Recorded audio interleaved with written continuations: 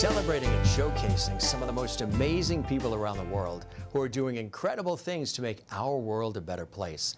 This is CUTV News. I'm Jim Masters. Thanks for joining us.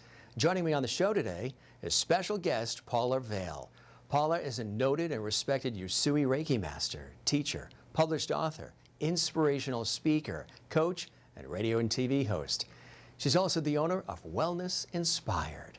Prior to her Reiki practice and radio show, Paula was a Tacoma, Washington area restaurant manager and owner for some 27 years, finding great joy in the service of others. Paula has had a Reiki practitioner experience, and she's been a Reiki practitioner for some 10 years now. She's passionate about the wonderful healing power of Reiki. Reiki has had a life-changing effect on her life as well, and she loves sharing the gift of Reiki with others. Now, in her business and in her life, she strives to teach the true essence of Reiki and to continue to grow her knowledge and expertise. She has brought her talents to radio and television, becoming a host of her first internet talk radio show on Voice America called For the Love of Reiki. The show then changed its name to Choices, Finding Your Joy. Paula's training includes various Reiki teachers, including William Lee Rand, whose workbooks and guidelines she uses in her teachings. She's had the great honor of receiving her Usui Master training in Peru as well. She's also a Level 3 Master in Serenity Vibrational Healing with crystal balls and illumination. Paula is also involved in ongoing training in shamanism and quantum healing techniques. She's won numerous awards and countless accolades for her work, and she was even featured on the huge billboard in New York City's Times Square. Her book, Why Am I So Happy?, is revolutionary, and we're going to talk about that during this interview. Paula loves doing charity work in the United States and around the world, serving and giving to people and animals as well. She's also passionate about respecting and working with others to save our planet. It is my great honor and pleasure to welcome our special guest, Paula Vail, to CUTV News for our exclusive one-on-one interview. Paula, thank you so very much for joining us. A real honor and a pleasure to have you here on CUTV News. And thanks for coming all the way here to the East Coast to our studio. We really appreciate it. How was your trip? Did you enjoy it? Knowing you, you probably met a lot of wonderful people on that flight and got some wonderful connections going on that flight as well. Yes. Well, first, thank you, Jim. And yeah, it was a great flight over, and yes, I always do tend to meet people, chat, and just have a really good time. One of the great things about you that I like in the conversations I've had with you, even off air, Paula, is this positive spirit and mindset that you have. Where does that come from? Is that in your DNA? Because I know you like to manifest positivity, empowerment, inspiration, as an inspiration coach. So tell us about where you think that comes from deep inside Paula Vail. I do really think it is deep inside. My whole life I've been very gratitude oriented. And I think it triggers from the fact I was a preemie baby, 2 pounds something, not supposed to survive the night. And I survived. So I've always had a grateful heart. A survival instinct. I was meant to survive, and I'm going to be grateful. And I've, just always had the mindset, I'm going to choose to be happy. We all have challenges. We all have things that happen and that we go through, but we make a choice what direction we're going to take. And I've always felt I had a server's heart. And I've always had a lot of joy in helping other people have more joy. Sharing a smile, something as simple as sharing a smile, opening a door, little things like that, or a gift we give ourselves. Do you ever feel like you're fighting a tide that's going in another direction? A lot of people talk about how civility is disappearing and how respect is going away and how we're so absorbed in our own lives and what we're doing, and we're not holding the doors and we're not saying thank you, and we're connected technologically but not really connected humanistically. Do you find sometimes in all of this positivity and the desire to bring happiness to people that you're fighting against the tide? Yes, yes. And really, all we can do as individuals is be an example. Be what we are. Put out to others in the universe what we are. Something I tell my Reiki students, we talk about, it's everyday life, it flows like a river. Okay? So we're in this beautiful flowing manifestation river, you could call it, to the divine source, whatever you want to call it. And on top of the river is waves, okay? And there's going to be rocks. There's going to be things, and these are challenges in life, things that might irritate us. And that water just hits those rocks. We have a choice. We can be the wave, and we can be hitting those rocks, hitting those logs, and in pain and anger, or we can be the warm, loving flow of that manifestation river. And, you know, see those rocks. Go through, past those rocks, where we go. But don't take that in. Deal with it, go around the rock.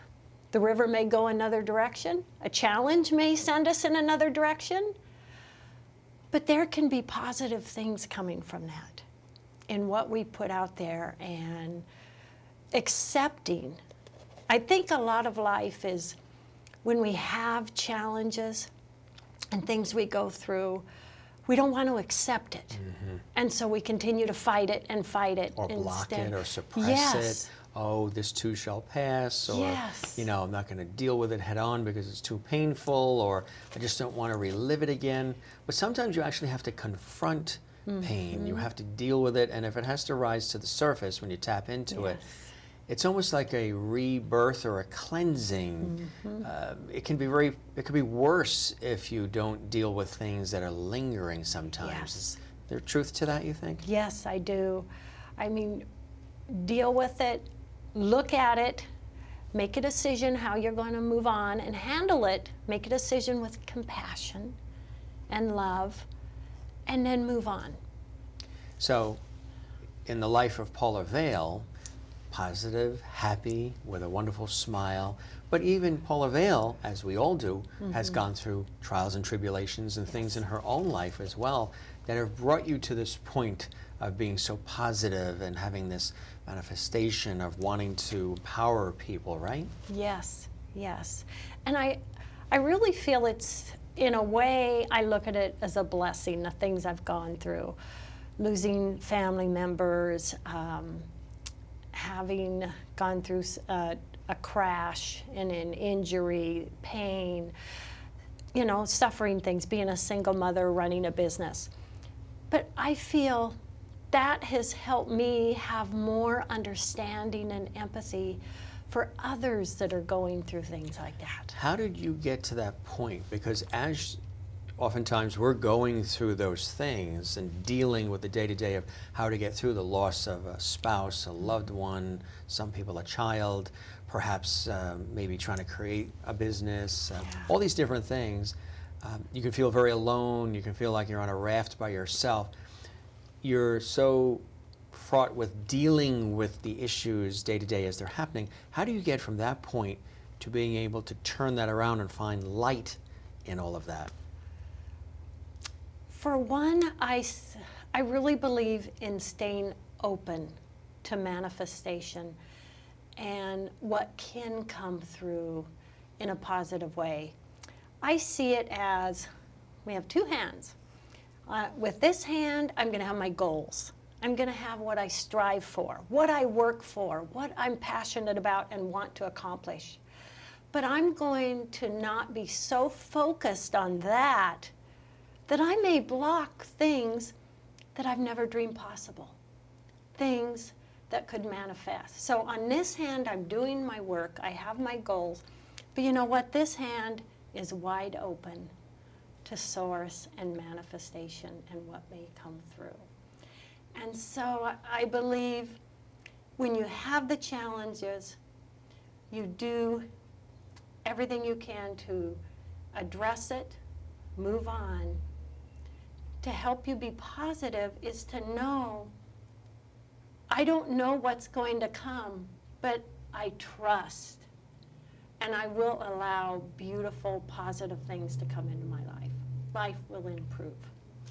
Now, in order to, on that sort of train of thought still of getting to that point, how we can get out of the stuckness of a situation and move on to find that light, find that positivity, were there people in your life that showed you the light, or did you have to find it yourself deep within?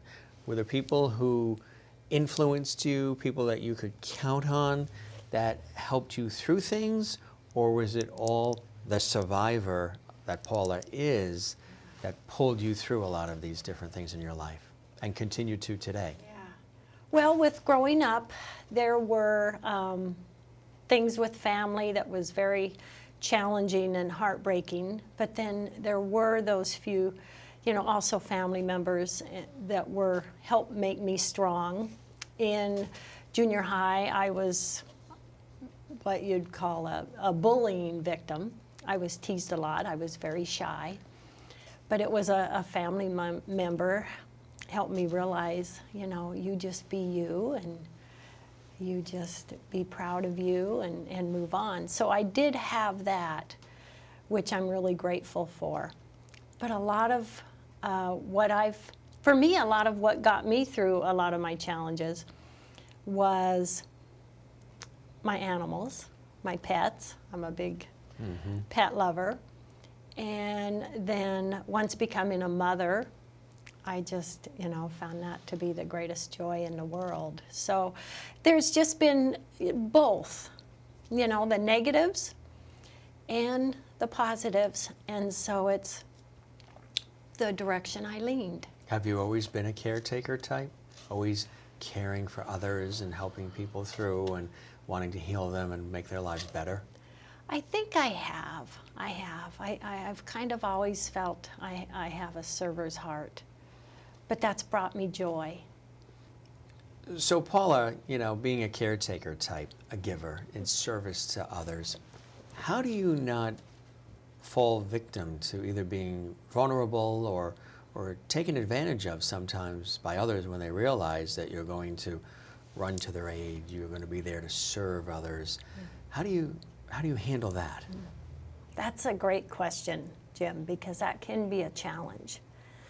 Because you are serving others, you want to help others, and you have to really be able to keep your eyes open and look at situations and what you're doing and say, okay, this is what I'm doing, I'm fulfilled,